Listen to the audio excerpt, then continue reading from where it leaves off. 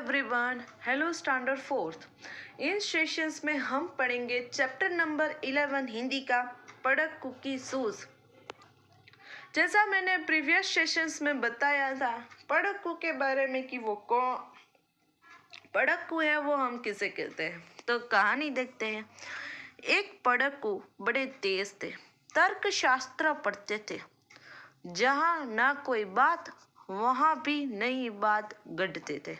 देखो, एक आदमी था, वो पूरा दिन किताबें पढ़ता रहता था। पूरा दिन उसका सिर्फ एक ही काम था। और वो काम क्या था पता है? पढ़ना।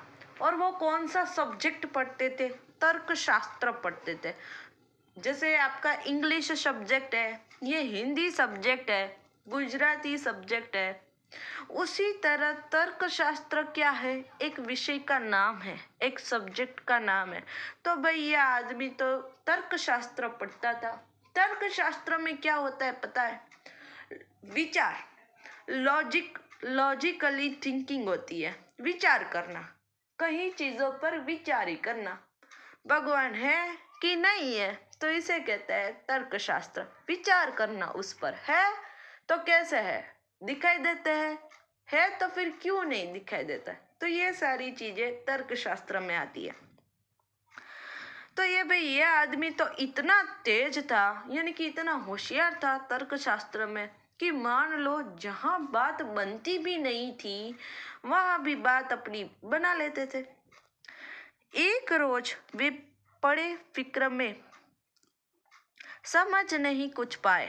बेल घूमता है कोल्हू में, कैसे बिना चलाए। तो देखो भाई, अब ये आदमी तर्कशास्त्र का था ना, तो एक बात पर अटक गया। उसके दिमाग में एक विचार आया कि जो बेल होता है, देखो ये पिक्चर ये बेल का है, समझ में आ गया बेल। तो वो सोचता है कि बेल घूमता है कोल्हू में, कैसे बिना चलाए। यानी कि ये जो बेल घूमता है वो बिना चलाए कैसे घूम। तो वैसे मन ही मन सोचता है कि ये बेल है, ये कैसे घूमता रहता है ऐसे कोल्हू में। तो फिर देखो क्या है, कई दिनों तक रहे सोचते, मालिक बड़ा गजब है, सिखा बेल को रखा इसने, निश्चय कोई ठब है। तो भाई ये आदमी मन ही मन फिर क्या सोच लेता है पता है? कि जरूर इसने, मालिक ने कोई इस बेल को कोई ऐसी शिक्षा दी होगी, तभी तो ये कोल्हू अपने आप से घूमता है ना। तो वो कहता है कि जरूर इस मालिक ने इस बेल को कोई शिक्षा दी है, तभी तो ये हो सकता है। आखिर एक रोज मालिक से पूछा उसने ऐसे, अजी बिना देखे लेते तुम जान भेद ये कैसे। तो फिर ये पढ़कू जो आदमी था ना, उसने एक दिन इस बेल के, ये जो मालिक था, देखो ये मालिक है, उसको पूछ लिया कि भाई ये बेल है वो बिना कोल्हू के कैसे चलता है, ये क्या भेद है। भेद यानी कि क्या राज है कि ये बेल बिना कोल्हू के चलता है। कोल्हू का यह बेल तुम्हारा चलता या उड़ता है, रहता है घूमता, खड़ा हो या पांगुर करता है। तो फिर ये आदमी है जो बहुत ही पढ़ाई करता, वो इस मालिक को पूछता है कि ये तुम्हारा बेल अपने आप कैसे घूमता है ऐसे। क्या कोई पांगुर करना यानी कि जुगाली करना, आखिर करता क्या है वो ऐसे। बेल तुम्हारा चलता है कि उड़ता है, वो ऐसा पूछ रहा है। तो मालिक ने यह कहा, अजी इसमें क्या बड़ी बात है, नहीं देखते क्या गर्दन में एक घंटी पड़ी है। यानी कि देखो इस बेल के गर्दन में घंटी पड़ी है, तो ये बेल को अपने आप पता चल जाता है ना। उसका मालिक जब कहा वो घूम जाता है तब पता चल जाता है, इसीलिए उसके गले में घंटी लगाई है। तो मालिक ने तो कहा इस पढ़कू आदमी से कि क्या इसमें कौन सी बड़ी बात है। देखो इस कोल्हू है उसके,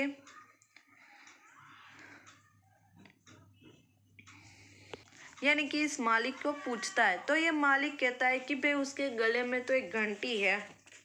तो फिर आगे देखो, जब तक यह बचती रहती है मैं न फिक्र करता हूँ, हाँ जब बचती नहीं दौड़ कर तनिक पूछ धरता हूँ। तो ये फिर मालिक कहता है कि जब तक इस बेल के गले में घंटी बंधी है तब तक मुझे कोई चिंता नहीं है। मैं निश्चित हूँ कि बेल कहीं खो नहीं गया है मेरा।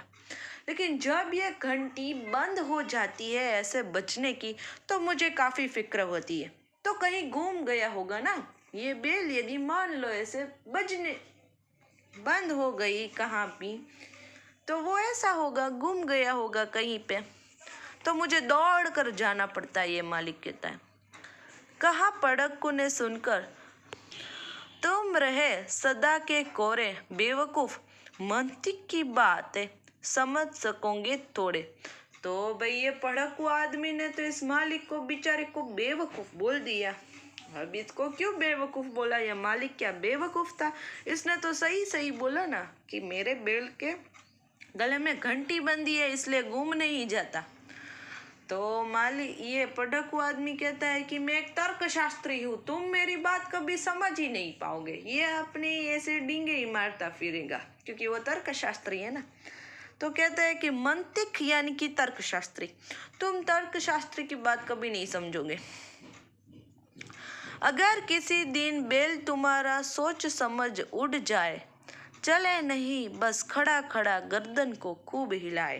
तो फिर ये पढ़कू आदमी आगे क्या कहता है कि देखो सुन मालिक, ये कभी भी तेरा बेल खो जाएगा ना, कहीं पर घूम जाएगा ना, तो ऐसे खड़ा खड़ा अपनी गर्दन वो झुका लेगा ऐसे। ये ऐसे कहता है। घंटी टुन टुन खूब बजेगी, तुम न पास आओगे, मगर बूंद पर तेल सांझ तक भी क्या तुम पाओगे। तो फिर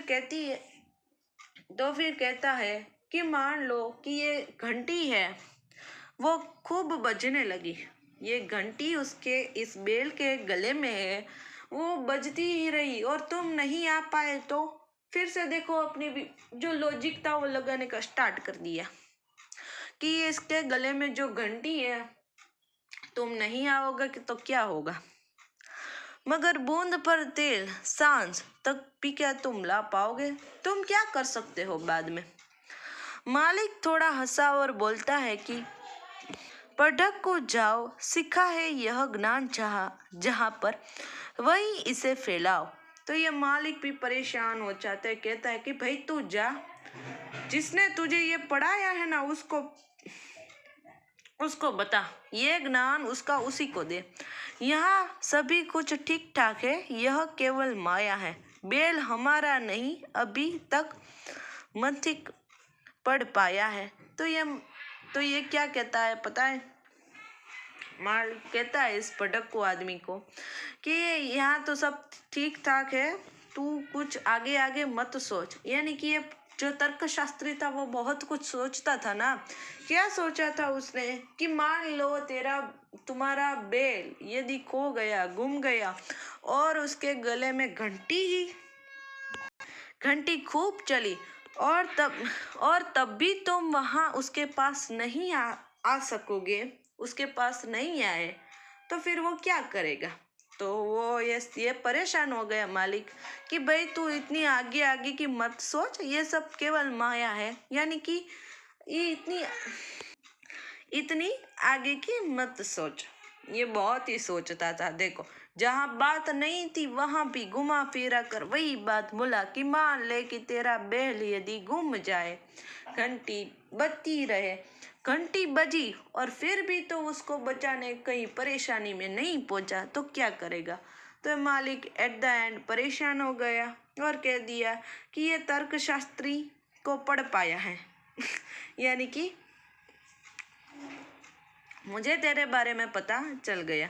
तो यहाँ हमारी ये कहानी कह दो, पोइम की तरह कह दो, कंप्लीट होगी। रामधारी सी